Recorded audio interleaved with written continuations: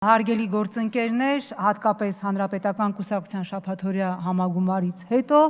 ինձ հասկանալի են այս բուրըն կրքերը, ինչևէ տպավորություն ստեղծվեց, թե Բարգավաճ Հայաստանը լիբերալ չէ եւ դեմ է օրենքի լիբերալիզացիային, ոչ, այդպես չէ, լիբերալիզացրեք ինչքան ուզում եք ընդհանրապես հանեք ցանկացած գրանցում, ուզում եք հայտարարեք երկու հոգի վետերոկում, որ հավաքվեն, որոշեն, որ պիտի կուսակցություն բացեն, ոչ մի ոչ գրանցում ա պետք, ոչ ժողով ա պետք, ոչ հիմնադիր համագումար ա պետք, թող բացեն, բայց հիշեք, որ հետո այդ մարդ կուսակցությունները պրոբլեմ են դառնում ընդհանրապես քաղաքական դաշտի համար, որովհետև իրենք չեն մասնակցում որևէ կարգի ընտրության կամ փորձում են մասնակցել միջնորդավորված ձևով լոկոմոտիվի, այսպես հա, վագոնչիկի նման ցանկանալով կծվել այս կամ այն կուսակցության եւ ավելորդ էներգիա են տանում մնացած քաղաքական ուժերից, որտեղ դու ստիպված ես ամբողջ օր իրենց բացատրել, որ հարգարժան X կուսակցություն, շնորհակալ ենք, մենք ձեր հայտարարության, մեզ սատարելու, մեր օգտին աշխատելու, մեր օգտին հարցազրույցներ տալու ձեր կարիքը չունենք, մենք ինքնաբավ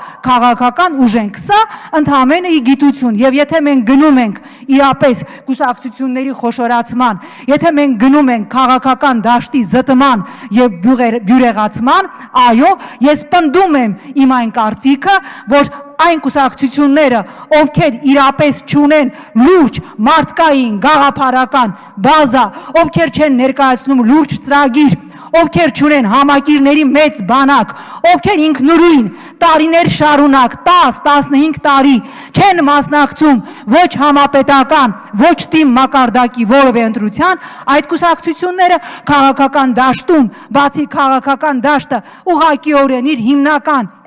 գործից շեղելուց անելիք չունեն։ Եկեք ֆիլտր դնենք ուրեմն, դնենք, եթե 5 համապետական ընտրության չի մասնակցում, 15 տարի կամ չգիտեմ 20 տարի խորհրդարանական ընտրության չի մասնակցում, եթե թիմ ընտրությունների ամենա 150 բնակչություն ունեցող գյուղապետի մակարդակով ընտրության չի մասնակցում, ես ուզում եմ հասկանալ, որն է այդ քաղաքական ուժերի գոյության եւ ընդհանրապես քաղաքական նպատակահարմարության իմաստը, ես չեմ հասկանում, խնդրեմ, մենք կողմ ենք, հանեք ընդհանրապես գրանցումը, թող գնան, նստեն իրան երկու հոգով որոշեն, որ իրանք մտքի գիգանտներ են, որ երկու հոգին շատ ավելին արժի իր գաղափարներով, իր տեսլականով, քան ասենք 100 կամ 2000-անոց կուսակցությունը, այստեղ էլ այդպիսի ակնարկներ հնչեցին, խնդրեմ, խնդիր չկա, ուրեմն ընդհանրապես հանեք, որտեղ ես համաձայն եմ Լևոն Մարտիրոսյանի հետ, այդ դեպքում ինչի 100 եւ ոչ 20, ինչի 20 եւ ոչ թե 3, ինչի 3 եւ ոչ թե 1։ Մի հոգի թող հայտարարի, որ ինքը գտնում է, որ ինքը շատ ավելի հզոր է, քան ուրեմն առնվազն 30 քաղաքական կուսակցություն եւ ինքը իրավունք ունի հրճակելու իրեն կուսակցություն, այդ դեպքում կլինեն ինքն ու իր սիրելի պեչատը, բնականաբար նման կուսակցությունները սովորաբար գրանցված են լինում տվյալ մարդու տան հասցեի վրա, որտեղ գրասենյակ էլ չունեն եւ դրա անհրաժեշտություններ չկա, եւ ուրեմն մեծացնենք հայաստանյան կուսակցությունների թիվը 79 կա, ես եւ դուք տեղյակ ենք, որ առնվազն 5-ը արդեն ուրեմն ներկայացրել են փաստաթղթեր գրանցվելու համար, կարծում եմ խորհրդարանական ընտրություններին ընթരാճ եւս մի 5-ներ կգրանցվեն, որտեղ ինչ ա եղել, որ ընտրությունա կարող է մի կուսակցության պետք լինի հենց մարդաշատության համար, որ ասեն, էս էլ իրեն սատարեց, էս էլ անունա թող լինի, ոչ մեկին դա չի, ինձ չի խանգարում, մեզ չի խանգարում, քաղաքական դաշտի կայացմանն է խանգարում։ Ես կրկնում եմ, երկրորդ, ուրեմն միանշանակ նախարար կուսակցությունների լուծարման գործընթացը չպիտի համագումարով լինի։ Մարդը 2000 հոգի ունենար, որ համագումար հրավիրի կուսակցությունը լուծարի, ինչի այդ կուսակցությունը լուծարում։ Մենք շատ լավ գիտենք, որ այդ կուսակցությունները կազմված են երկու սուբյեկտից՝ անձը եւ իր կնիքը։ Երրորդ սուբյեկտ այդ համադաշնության մեջ գոյություն չունի։ Եթե մարդը կարողանար 2000 հոգի հրավիրել, որ լուծարվի, ուրեմն ինքը կհամարվեր հզոր կուսակցություն, բոլորին կասեր ես 2000 անդամ ունեմ։ Ընդհանրապես հանեք, թող մարդը եւ իր կնիքը երկու սուբյեկտով գան արդարադատության նախարարություն եւ լուծարեն այդ կառույցը։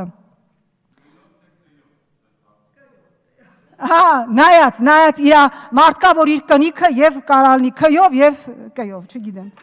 Հա, որտեղ մեզանում, եթե անցանք հայերենին, ես իհարկե շատ պոզիտիվ առաջընթաց եմ տենում մեր պաշտոնյաների գերակշիռ մասը հաշվանդամ բարի արտասանությունը վերջապես սովորել է հաշվանդամ չի ասում եւ երկրորդ խնդրեմն է մնացել որ մեղանչել բարի իմաստը հայաստանյան հայ հասարակության եւ հայ քաղաքական դաշտի 90%-ը դեռևս չգիտի նրանք գիտեն դա նշանակում է ապաշխարել հույս ունեմ որ ինչպես 10 տարվա ընթացքում հաշվանդամ չեն ասում մեղանչել բարի իմաստներ կհասկանան անցնենք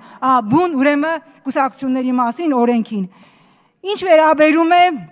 իմ նշած հոդվածին, որ պաշտոնատար անձինք իրավունք չունեն, իրենց պաշտոնեական դիրքը չարաշահել, ես ընդհանրապես առաջարկում եմ այդ հոդվածը հանել, որովհետև այդ հոդվածը չի գործում, որովհետև մենք գիտենք, որ ոչ միայն չի գործում, այլ նաև այսօր ինչպես ես նշեցի, ժեկից բռնած միջև շատ ավելի բարձր օղակներ ծառայում են մեկ նպատակի հանուն Հայաստանի Հանրապետական կուսակցության։ Ես իհարկե հասկանում եմ, որ հատկապես նոյեմբերի 25-ից 26-ի լուսադեմին գիշերվա ընթացքում մոտ 7000 հատկապես գազի աշխատողների մոտ ինչ-որ մի հատ հետաքրքիր տրանսֆորմացիա տեղի ունեցավ։ Մարդիկ քնեցին նոյեմբերի 25-ին եւ իրանք հասկացան 26-ին, որ իրանք պիտի դառնան Հանրապետական կուսակցության անդամ։ Իրանք 7000 հոգի, բոլորը պիտի դառնան Նժդեի հետևորդներ եւ չգիտես ինչու նրանց գերակշիռ մեծամասնությունը աշխատում էր այդ Գազպրոմ Արմենիայի համակարգում։ Միգուցե դա Կարեն Կարապետյանի հանրապետական վարչապետի իր անդամակցության արդիվ նվերն էր Հանրապետական կուսակցությանը։ Դա էլ կարելի հասկանալ, բայց ես հասկանում եմ, որ այդպես էլ է հնարավոր, ինչ է, մարդը կարող է ամբողջ գիտակցական կյանքում չմտածել, բայց այդ առիթով հատկապես հիմա գազավիկ լինելը շատ մոդայիկ է, շատ կրեատիվ է, նրանք համարվում են շատ պրախոտ ունեցող ուրեմն էլիտա այլևս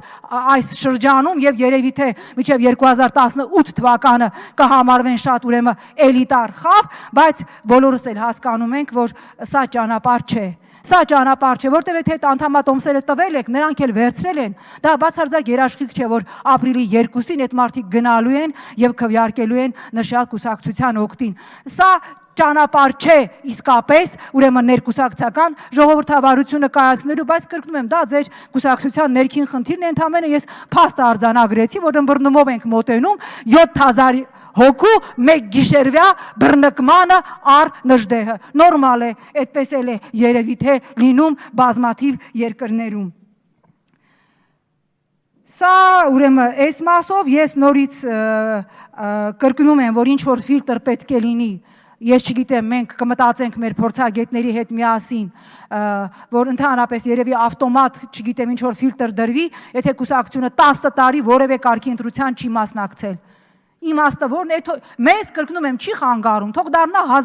1079-ի փոխարեն, բայց եթե մենք սահմանադրության ընդունելու ժամանակ այսպես շատ լուրջ հայտարարություններ էինք անում, որ սա բերելու է իսկապես քաղաքական դաշտի բյուրեղացմանը, բերելու է կուսակցությունների զտմանը, մենք այս պահին տենում ենք հակառակ պրոցեսը եւ իդեպ ես նայել եմ մեր ոչ միայն ԱՊՀ տարածքում, այլև ինձ տեսանելի որևէ հնարավոր տիրույթում չկա որևէ երկիր, մենք արդար ինչ որ Ղրղզստանին ենք փորձում երբեմն կամ Թուրքմենստանին տոտալիզմի առումով որպես վատ օրինակ բերել, բայց այնտեղ միտեղ 7 կուսակցություն է, միտեղ 8 կուսակցություն է, 79 կուսակցություն, ինձ հայտնի չէ որևէ երկիր, համենայնդեպս ինչը որ ես հասցրել եմ ուսումնասիրել մեր գլոբուսի վրա, որ այդքան կուսակցություն լինի, այլ համաստեղություններ ես դեռևս չեմ անցել։